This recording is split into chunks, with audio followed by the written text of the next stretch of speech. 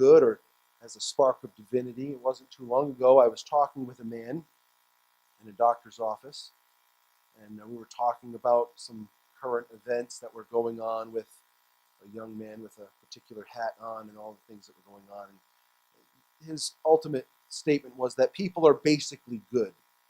And I said, well, God says in Jeremiah 17:9 that the heart of man is deceitful above all things and desperately wicked.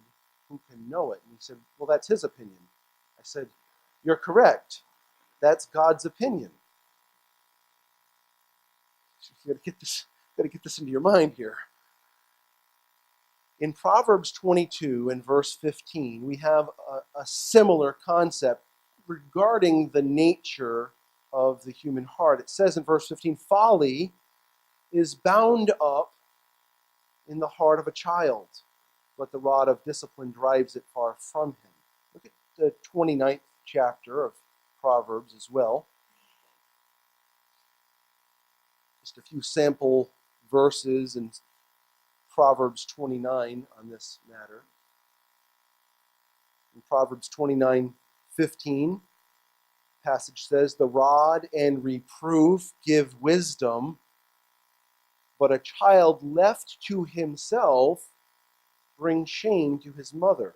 Verse 17, discipline your son, and he will give you rest.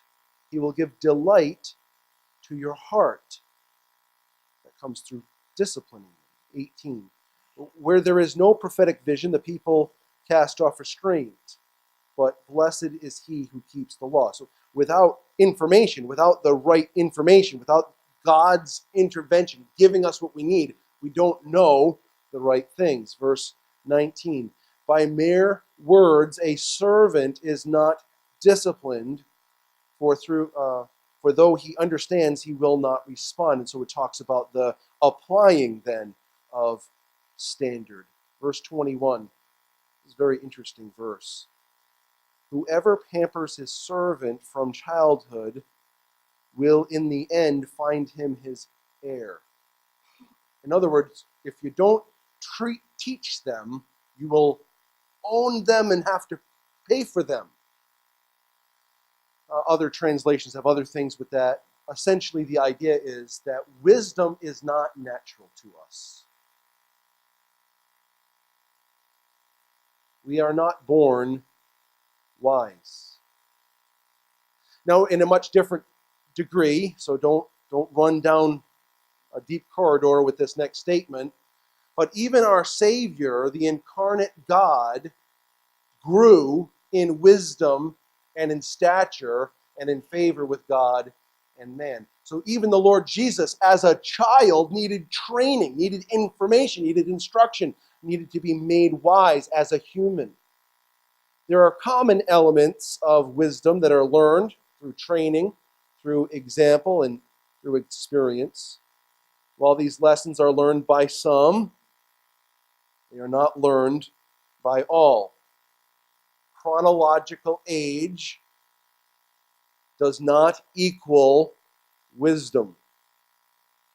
Additionally, and even more importantly, spiritual wisdom is gained through sovereign God's generous grace.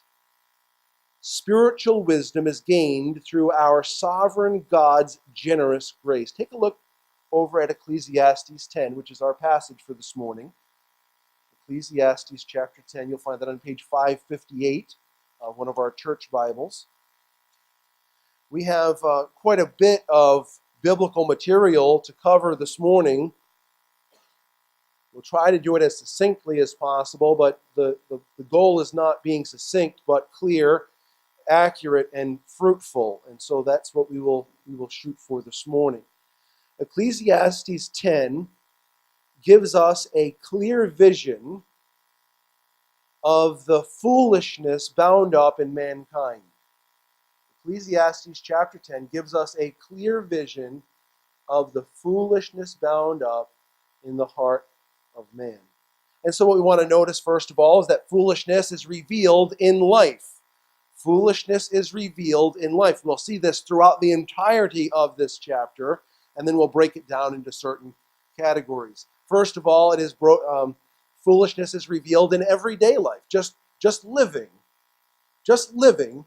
reveals the foolishness of man. Look at verses 2 and 3. A wise man's heart inclines him to the right, but a fool's heart to the left. So a wise person's heart inclines him toward that which is right and good. A fool's heart inclines him toward that which is left and wrong, that which is not helpful, that which is contrary to the will of God. Verse 3, even when the fool walks on the road, like just going for a stroll, it says he lacks sense, and he says to everyone that he is a fool. Hey, look over here. I'm a fool. Look, walking down the street. I'm a fool. Notice me. Take a look. Get a good look. Sometimes the way of a fool screams to you, fool. And we have to refrain in our hearts from declaring what is our inclination immediately when we see a fool, because we remember, as we're going to come back to at the end of our time, in James 3, if we praise God out of this mouth and we curse men out of this mouth who are made out of after the similitude of God, then we really are on treacherous ground, because the speaking of foolishness and ill that corrupts and hurts comes from a source. And that source is not the good river or the good tree, but a bad river and a bad tree. Everyday life reveals foolishness. Foolishness is seen in decisions that are contrary to what is good. Without much effort, a fool often displays his foolishness in the course of time. As you go a little further into the passage, foolishness is revealed this way in decisions of governing authorities. Foolishness is revealed in decisions of governing authority. That's verses 4 through 7. In verse 4, we'll notice this. Foolishness is seen in the flare-ups of rulers. Foolishness is seen in the flare-up of rulers. Verse 4. If the anger of the ruler rises against you, do not leave your path or your place, for calmness will lay great offenses to rest. Now, the word anger there has the idea of something that's hot, and it can actually be translated wind. The word is ruach. Sometimes it's soul. Sometimes it's wind. Sometimes it's breath. The breath. The breath of a ruler stinks sometimes. The breath of a ruler is hot toward you sometimes. The breath of someone in authority over you sometimes will come out in a raging inferno. And sometimes our inclination is to say, I'm not going to take that. And there's a time, I suppose, for standing up. But we don't fight fire with fire. There are other ways to deal with it. But his counsel here is not to respond, not to tuck tail and run. His advice is that we should let it blow over. Solomon advises us to wait through the flare-up, because things will likely blow over if you remain calm. Have you ever tried to argue with someone that was out of their mind in their thinking? They were just angry. And here you are trying to speak sense to them. It's really a waste of time. And there's a lot of damage that can ensue. If you think about it, trying to be rational with someone who is irrational is kind of irrational in and of itself. Most of the time, we just need to let their emotions calm down so that the first brain, the reaction brain, turns into the second brain, the actual logical, thoughtful brain. Give them some time. And sometimes it takes, now this is psychologically, and I don't know how all this works, but I've heard 20 minutes it takes to go from that response factor, the fight-flight response, to an actual conscious, logical response. 20 minutes, unless they're stewing, in which case the clock doesn't start until the stewing stops.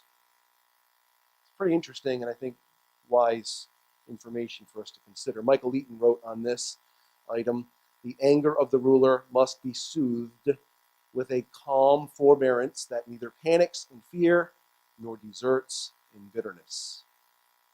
As we go to verse 5, we'll notice this: foolish decisions from rulers should not surprise us. That doesn't mean that it's okay. He calls it evil, but it shouldn't surprise us. Verse 5, there is an evil that I have seen under the sun, as it were an error proceeding from the ruler. So we see bad decisions made. Verse 6, folly is set in high places, and the rich sit in a low place. I have seen slaves on horses and princes walking on the ground like slaves. I've seen things that are backwards, essentially, is what he says. The foolishness that he has seen in this illustration is that the logical norms are ignored.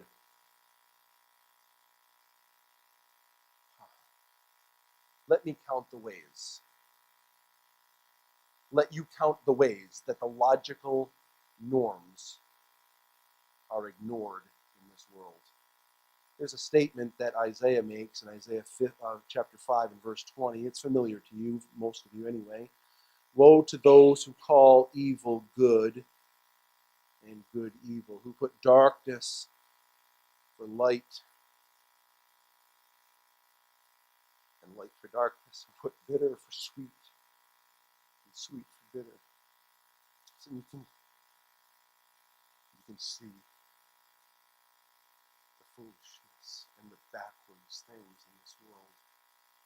Where over the last number of decades, we've seen the ridiculous and cruel murder of babies, while the rights of animals are constantly being ratcheted up to higher and higher extremes. Not that I want you to take care of your animals, and I want to take care of whatever animal I see. We should not be cruel to animals. But this is like the slave being on the horse and the prince walking. When the prince should be on the horse and the slave walking, something is wrong, where we care more about an animal than a baby. Something is wrong. This is the way it is. This is the way of foolishness. It shouldn't surprise us. That doesn't mean it's not an evil wickedness. It is. There is so much respect given in this country to people that hate this country and its freedoms, while in some instances, those that are willing to fight and die for this country are ignored and uncared for. These are the strange elements of life. These are the foolish elements of life. This is what happens when people are entrusted with rule.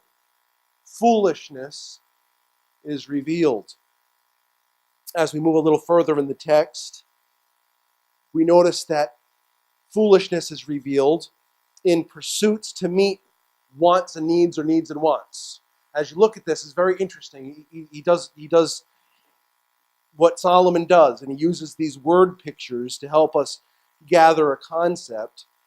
In verse 8, it's likely that he's talking about someone that's willing to do something to hurt someone else to get what he wants. And then in verses 9, 10, and 11, more doing your job, just doing your job so you can survive and live. Foolishness is even revealed in these things. In verse 8, what he says is, he who digs a pit will fall into it, and a serpent will bite him who breaks through a wall. Most likely what we see in verse 8 is this concept that someone's laying out a trap for someone else so that they can get what they have, or they're breaking through a wall to get what someone else has. They're laying out a trap. They want what someone else has. And this is a regular occurrence, or at least it comes up numerous times in our Bibles where God talks about people that set traps. And listen to what it says in Proverbs 26 and verse 27. Whoever digs a pit will fall in it, and a stone will come back on him who starts it rolling. Psalm 7, verse 15. He who makes a pit, digging it out, and falls into the hole that he has made. So this is it happens. And then there are biblical illustrations of it. And I think one that comes to mind that you'll, I think, recognize readily is, remember the man Haman? Haman hated Mordecai. Hated him. And Haman's all excited. All of his plans are working out. and he gets invited to this royal feast. Yes, this is good. I've got a seat at the table. Have those gallows built for Mordecai, 50 cubits high. It's all going his way until he goes to that banquet and he finds out, oh, this is an elaborate setup, and I'm in a real problem. And what ends up happening with Haman and those gallows that he set up for Mordecai, instead of Mordecai hanging from those gallows, Haman ended up hanging from those gallows. He set a trap for someone else, and he himself he fell in it. Now, I was thinking about this.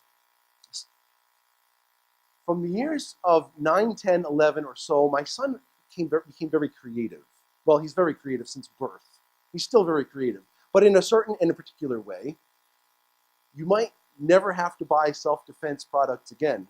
Because my son, Aiden, can just find a tree and some rubber and make you David's slingshot, okay? And if this isn't good enough, I want to show you this outstanding work. Now, this is a 10-year-old. He made Thor's hammer. Now, I don't know if you've ever watched any of the Avenger movies. If you haven't, you've really done yourself a disservice. Thor's hammer has a lot of power. In fact, if I were to start using this and swing it like this, I might actually lift off the ground. He made this, but there's this one particular one that stood out in my mind. You can show the pictures as well as this item. One day, he was 9 years old, and I go into the basement, and I see him with these nunchucks. He made them. I don't know. He took some nice paracord, some glue, and some tape, some screws, and he put these things together. So this is actually he's now 14 almost, so he's 5 years old, and these things are still together. In my house, that's saying something. Anything that's still together 5 years later is well constructed. So here he is. He's got these nunchucks. Aiden, when you use them, you got to be really careful because you can hurt yourself. Yeah, I got it, Dad. Yep. So he starts doing his thing, and and he was starting to move fast, and doing all this stuff. These are made for self-defense, and I remember hearing a solid on his head, and oh, I told you, be careful. And he's doing it again, and I heard another, bam. Oh, that was it for a while for him. His self-defense became self-offense, illustrating for us exactly what Solomon is trying to say, which is, if you build a trap, you may find yourself falling into it. And the point in this passage is you're trying to get something from someone else. But in the process, that folly will come back to hurt you. Then he turns the table from a devious element to an everyday work environment. And he says in verse 9, he who quarries stones is hurt by them, and he who splits logs is endangered by them. If the iron is blunt and one does not sharpen the edge, he must use more strength. This cracks me up. If you have a dull blade and you don't sharpen it, it's harder to cut the meat. It's biblical wisdom. We're heading to verse 10, but wisdom helps one to succeed. If the serpent bites before it's charmed, there is no advantage to the charmer. So in verse 9, we see this: common labors for daily needs are filled with danger. If you're quarrying stones, it means you've got to break them up. Stuff flies. We have things like OSHA for this. Put on some goggles. Put on a hard hat. Wear some steel-toed shoes. Make sure that your arms aren't exposed. Just common sense things. If you're working with wood and you're chopping it, but you're like the Tasmanian devil, the wood's going to be going all over the place. It's going to go in your eyes. It's going to go everywhere. Listen, chill out, take it easy, and be safe. That's the essence. There's wisdom for everyday life. In verse 10, common sense helps with daily labors. In verse 10, he said, if the iron is blunt and one does not sharpen the edge, he must use more strength. We read it already. I was building some shoe racks the other day. My son built two of them, or three, and I built one or two, I don't remember. But I was sitting on the ground. I had some screwdrivers that he was using. There were like 50 screws to put the thing together, which is not really that big of a deal. But I was sitting there thinking, this Phillips head isn't really getting the job done. And I thought, there's a cordless drill in the other room, but I'm sitting on the floor already. So I could get up and use energy to go get it, or I could stay here right now and use energy to screw the things in. So I'm not really sure which lazy side of me won, but I think the lazy and smarter side won out. I used some energy by getting up and going to get the cordless drill because it would take less time and expend less energy. One lazy side of me won out over the other, but the cordless drill makes the job much more effective. As he gets to verse 11, wisdom must be applied early to save us from danger. Listen to what it says. If the serpent bites before it is charmed, there is no advantage to the charmer. It doesn't say if the serpent bites you before it is charmed, there's no advantage to you. He actually says, if the serpent bites before it's charmed, there's no advantage to the charmer, the one who has the skill to charm the thing. He just took too long in charming it. He delayed, and as a result of delay, he was bitten, and so what good did all of his wisdom do him? It did him no good. So the concept being called for is that wisdom unapplied does no good, or wisdom delayed does no good. All of these things are revealing something about our common life. Sometimes we're foolish. Sometimes we're foolish as a people and even individually. As he moves into verses 10 through 12, foolishness is revealed in our words as well. Verse 12. The words of a wise man's mouth will win him favor, but the lips of a fool consume him. The beginning of the words of his mouth is foolishness, and the end of his talk is evil madness. A fool multiplies words, though no man knows what is to be, and who can tell him what will be after him. Boy, we could spend a service just on verses 10, 12, 13, and 14. Instead, we're just going to try to cover it in a way to make sure that we understand what's being conveyed. Wise words build up. Verse 12, foolish words consume. Those are opposites. Foolishness and wisdom are opposites, and their results are opposites. Wisdom adds, foolishness subtracts. Wisdom helps, foolishness hurts.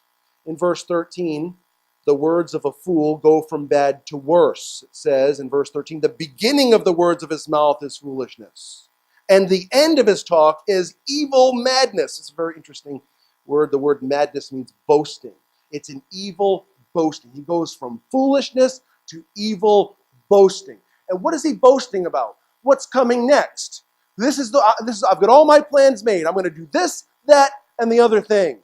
But no one can tell that guy what's going to happen the next day. The weathermen can tell you within a certain amount, certain range of what kind of weather patterns there are. They really don't know.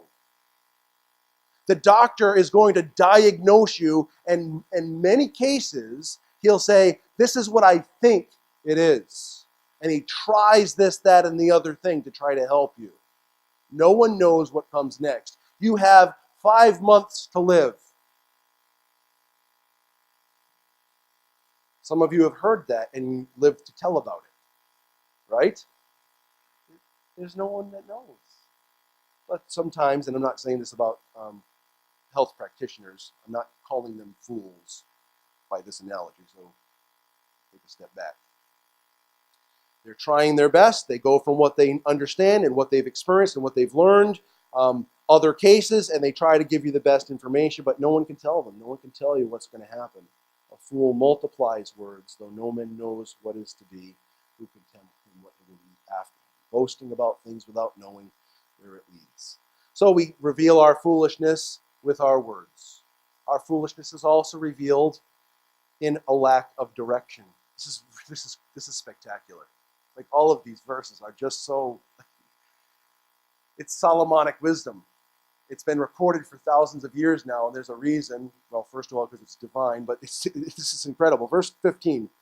The toil of a fool wearies him, for he does not know the way to the city. Not a city, the city. He doesn't know the way to the big city.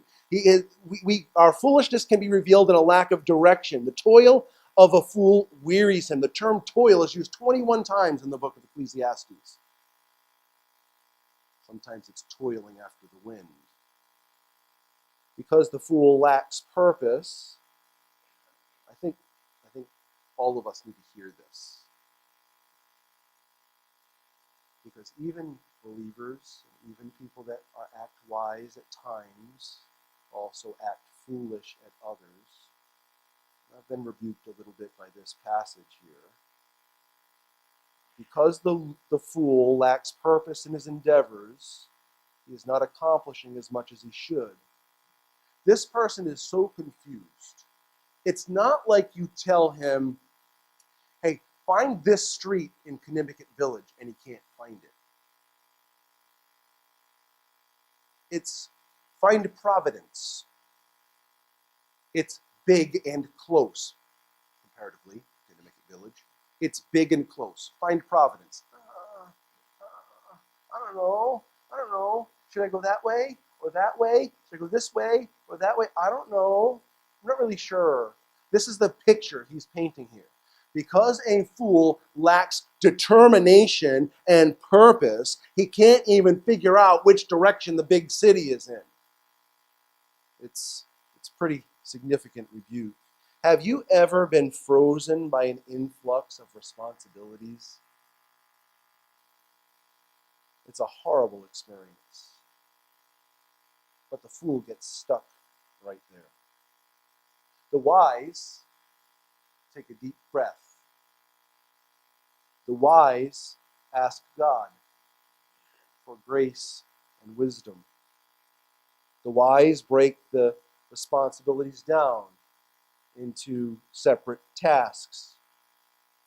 Prioritize the list and start the process of addressing each one in proper order. Just, okay, you don't know which way the city is. All right, take out your compass. Is it north of you or south of you? Okay, if it's north, take out the compass and follow north. Guess what you're going to do? You're going to run into the big city. It's not this complicated.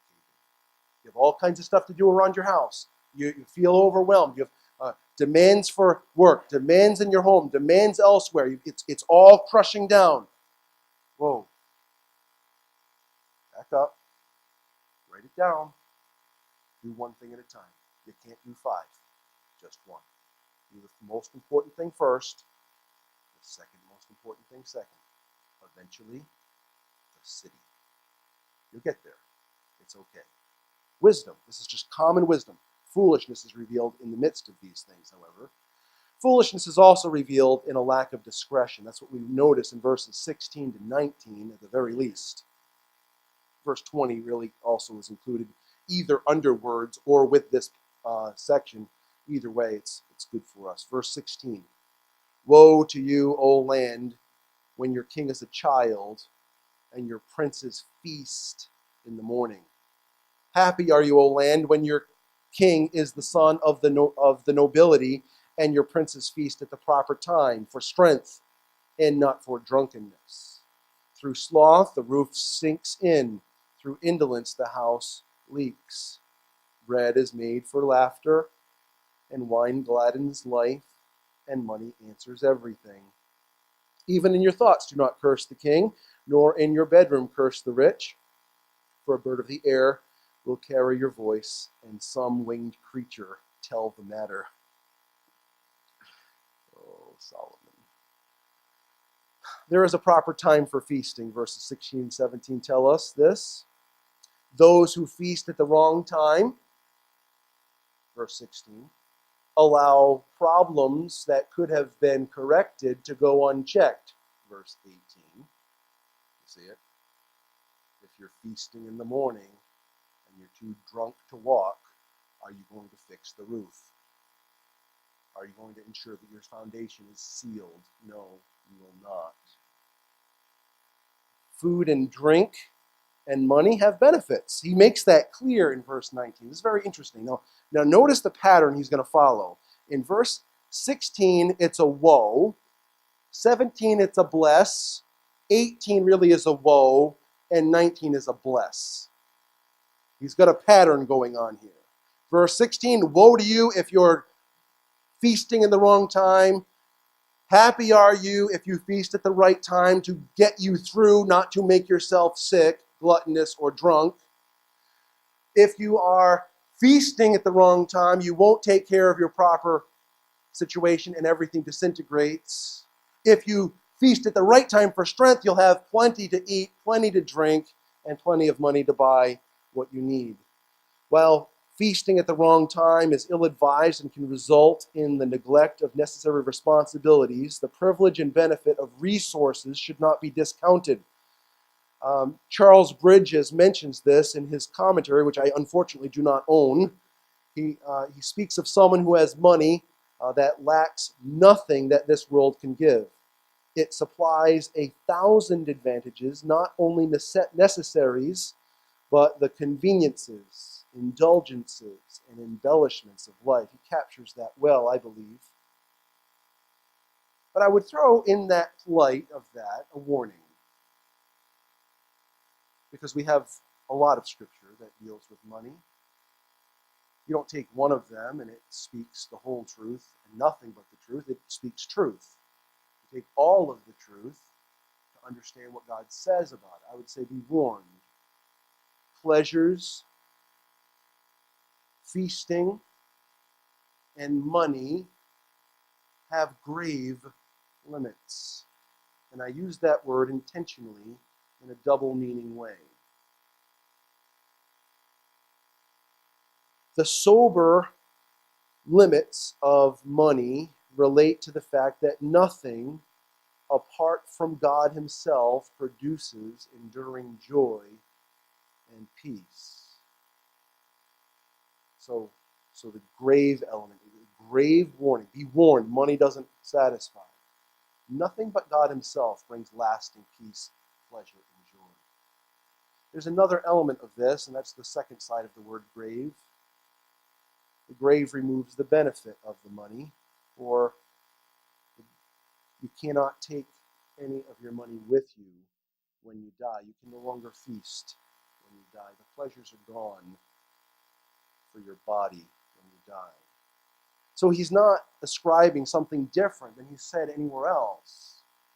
Don't take a verse and drive it to an ultimate end that's not intended.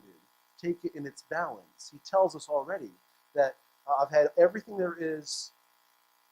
I've had it all. I've had wine and women and food. I've had money and servants and gardens. I've had pools. I've had houses. I've had everything. You know what? It's just a bunch of ashes floating away with the breeze. Here he speaks of it in a positive light. Elsewhere he speaks in a negative light. This is one of the anomalies of life. The same thing can bring both pleasure and distress.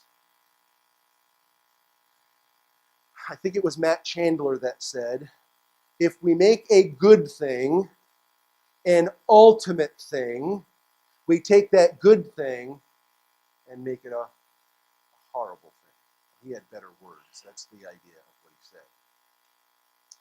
A lack of discretion is revealed.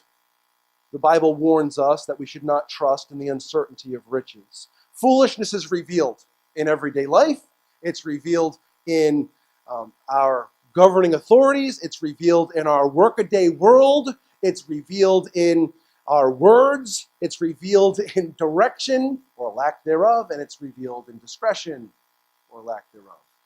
Secondly, as we move forward, and this will be a very brief consideration, foolishness is a revelation of the heart. Foolishness is a revelation of the heart. See, if we just look and look at words and actions, and it's all surface oriented, you really don't know what's going on. You make all these assessments, you make all these judgments.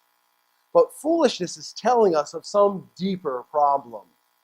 It's not just about whether you wear your goggles when you're chopping wood or a hard hat when you're quarrying stones. It's more about whether your heart is a heart of wisdom or foolishness. Verse 2 is a very important passage. Verse 2, a wise man's heart inclines him to the right, but a fool's heart to the left. What Solomon brings up in verse 2 and then just discusses in practical ways the rest of the way is one of the Christian doctrines that is necessary for understanding. Foolishness is the surface. Foolishness is the smell emanating from the infection. The smell is just the evidence. The infection is the real issue. And he's brought this to our attention previously. This is not the first time that Solomon focused in on our natural bent towards sinfulness. Look at chapter 8. Ecclesiastes chapter 8 and verse 11. What a telling verse this is, and so true for common, normal situations. Verse 11, because the sentence against an evil deed is not executed speedily, the heart of the children of man is fully set to do evil. If you can get away with it, many times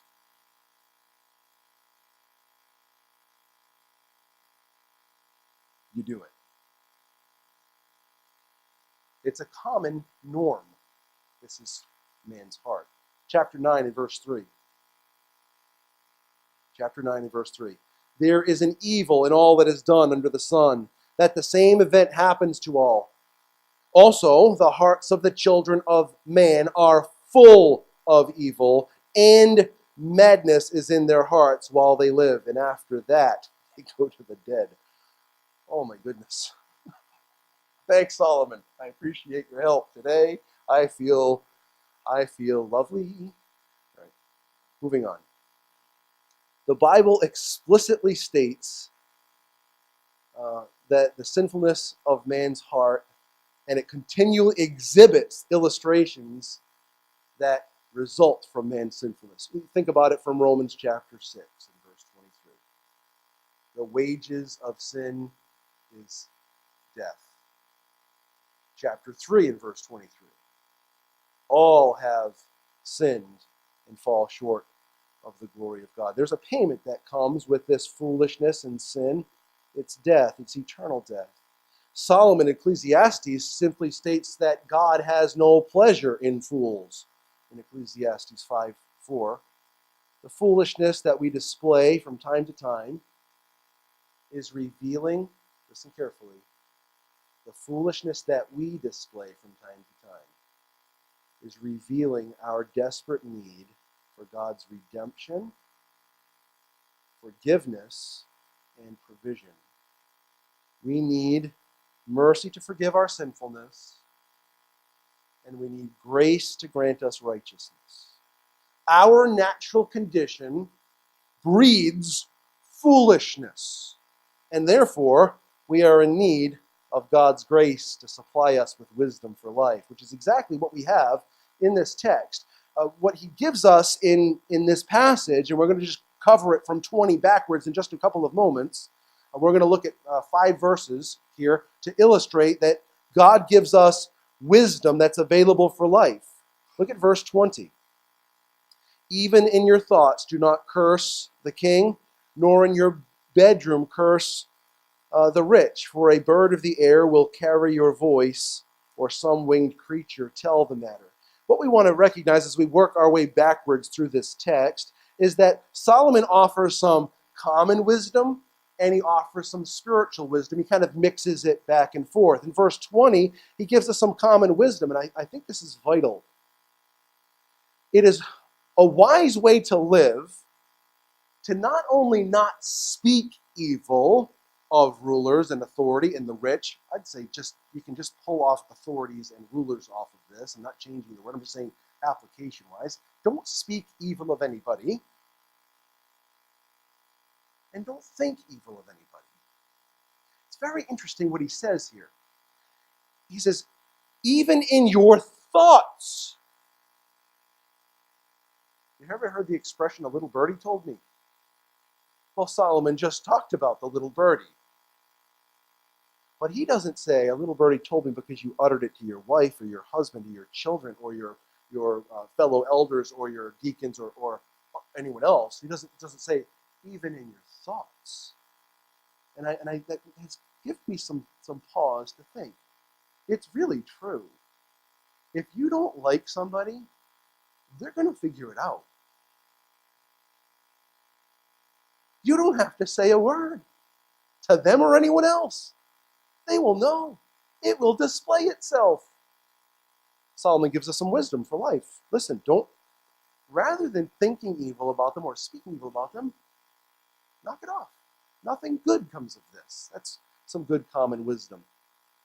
Look a little further up in the text at verse 12.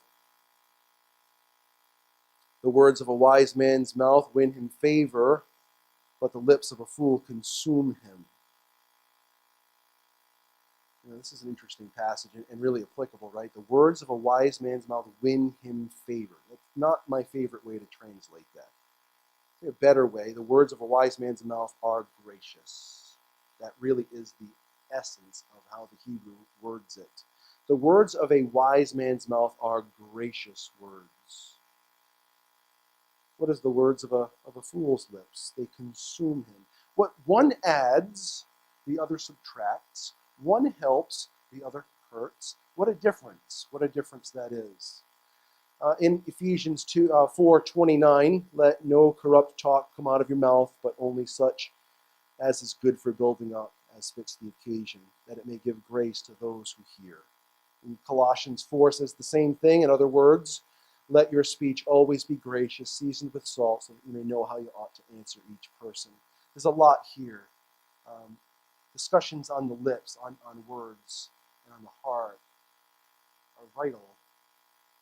And one of the things that really speaks to me when I think of gracious words from Ephesians 4, Colossians 4, or this text is an illustration that took place in the life of the Lord Jesus.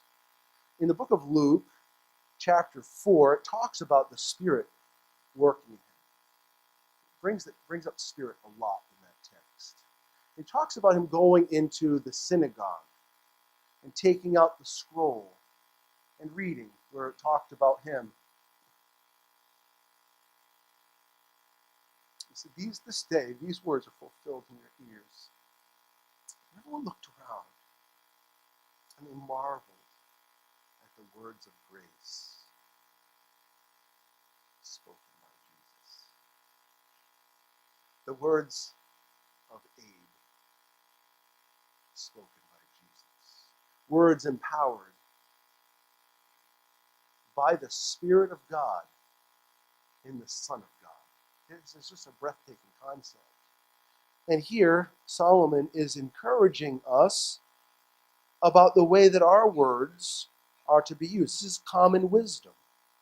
If you were to consider the passages just referenced, whether it be the Luke passages or the Ephesians or Colossians passages, with the beginning of James chapter 3, where it talks about the tongue, little member, starts a fire, a little bit of poison, kills things, corrodes things, burns things, consumes things.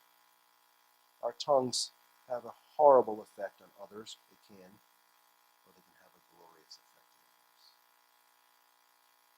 See, the spiritual wisdom that we gain from looking at verse 12 is that as I yield myself to God and His Spirit and His Word, the words that I speak will add to people's lives, not subtract from their lives. It will add to them the grace that they need, not pull away from them, not hurt them like a coarse sandpaper, or consume them like a hot fire. A little further up in verse 10, wisdom is learned in life as we see the effectiveness increased when we use available resources. Verse 10, If the iron is blunt and one does not sharpen the edge, he must use more strength, but wisdom helps one to succeed. Again, we've already talked about this. I'll just illustrate it this way. At Christmas, my 3 older children bought a new set of kitchen knives for my wife for Christmas. Occasionally, and I mean occasionally, I help cutting food in the kitchen during food prep. Most of the time, here's my help in the kitchen. Amy, should you do, that's going to, Amy, you should do this about it. And she just kind of smiles at me, rolls her eyes, and keeps cooking. Most of them are just in the way. Occasionally, I'll help cutting. But I remember cutting vegetables, particularly potatoes, with our old knives. It's just like it's a burden. And with these new knives that my kids bought for my wife, it's like, it's almost like knife through a butter, right? What's the difference? What a difference a sharpened and appropriate tool is for a particular task. He gives us that kind of wise counsel in life. Some elements of wisdom help in making life easier. Verse 4 now. If the anger of the ruler rises against you, do not leave your post. For calmness will lay great offenses to rest. I think we covered that enough earlier. I wish that we had time to dive into that a little bit more, but I don't want to steal from our conclusion here at verse 2. Verse 2, please. A wise man's heart inclines him to the right, but a fool's heart to the left. The right hand. The right hand. According to most commentators' thoughts, that refers to that which is positive and helpful. I'll share with you a conglomeration of Philip Ryken and Michael Eaton.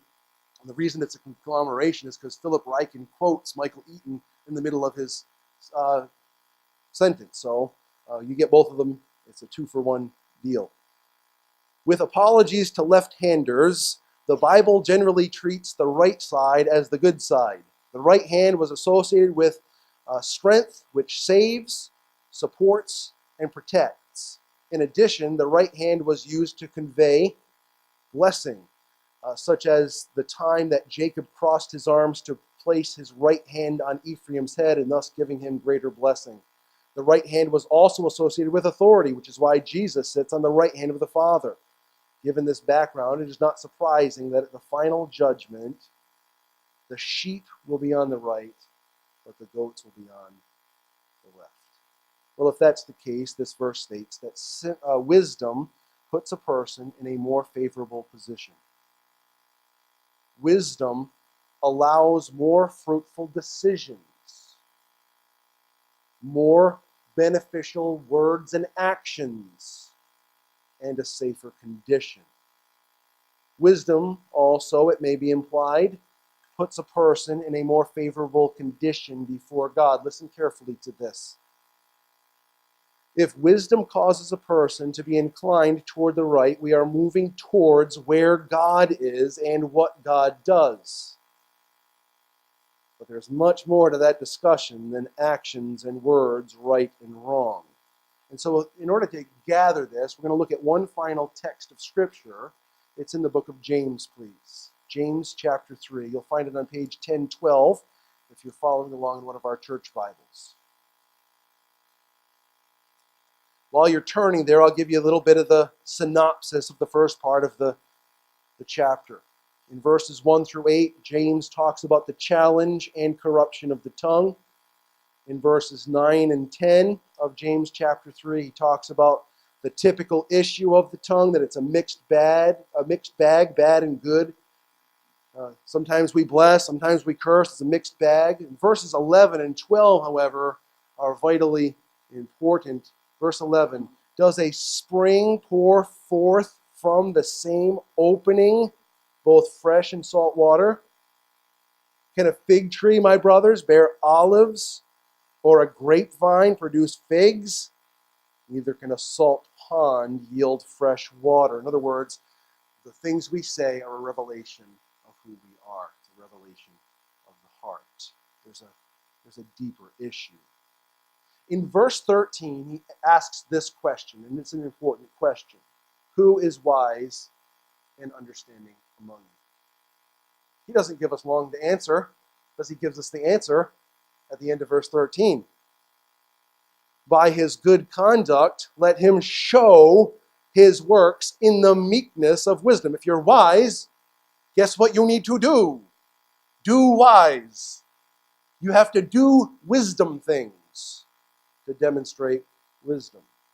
In verses 14 through 16, he compares two ways. Listen to what he says. But if you have bitter jealousy and selfish ambition in your hearts, do not boast and be false to the truth. This is not the wisdom that comes down from above, but is earthly, unspiritual, demonic. For where jealousy and selfish ambition exist, there will be disorder in every vile practice. He essentially says, foolishness is bound up in us from birth. Because you know there are times that you envy. And you know there are times that you are jealous. And you know that there are times that you are bitter. There's not a person in this room that would be telling the truth if you've never experienced any of those emotions. These are bound up in us from birth. This is who we are. But I want you to notice in verse 17, this is vitally important, the wisdom that is from above. He doesn't say the wisdom that you've accumulated through your knowledge, the wisdom that you've accumulated through your experience, the wisdom that you've gained because you've tried and tested things. What he's talking about here in verse 17 is a grace gift. A grace gift. Listen to what he says, verse 17. But the wisdom that is from above is first pure, then peaceable, gentle, open to reason, full of mercy and good fruits, impartial and sincere. And a harvest of righteousness is sown in peace by those who make peace. The result of being recipients of God's gracious supply of wisdom is that there's a harvest of righteousness within us. That harvest of righteousness is then sown out in public toward others because God makes us peacemakers. You ever get into the place where you're stuck? Lots of decisions to make, lots of things on your plate. You get stuck. You ever get stuck? God, I don't know what to do.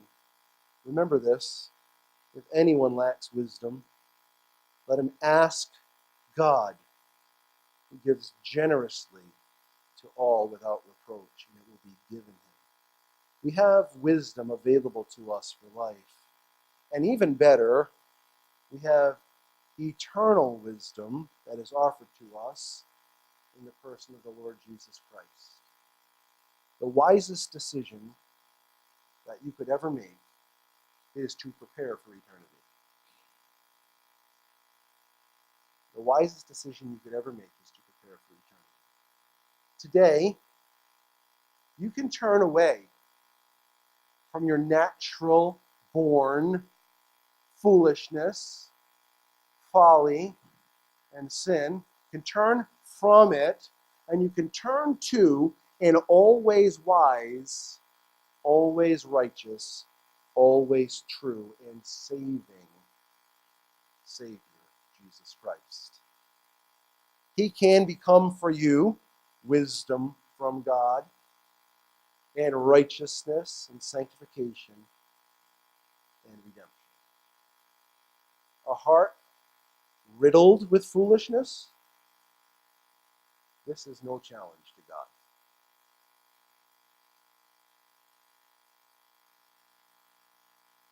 Can you try to take that one in? A heart riddled with foolishness. This is no challenge to God. He is willing and able to forgive your sin, to provide you with righteousness and wisdom forever. Let's pray together. Father, much more I wish could have been said. I pray that the items that have been shared, the discussions that have been had, would be pleasing to you, fruitful for your people, and challenging to those that are not yet your people. Apply these truths to our hearts like we cannot. Make it fruitful for your glory. In Jesus' name.